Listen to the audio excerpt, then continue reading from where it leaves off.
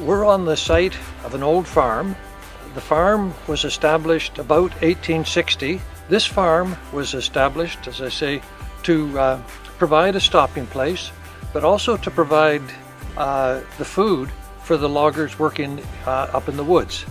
So a horse can go maybe 15 kilometers in a day. So there were stopping places more or less every 15 to 20 kilometers up the cart trail. These locations were very common. We believe this is about the last one left. All the rest decayed away. Logs don't last forever. So we see a responsibility to maintain this historic site for people who travel the river and want to see something of the history of the river.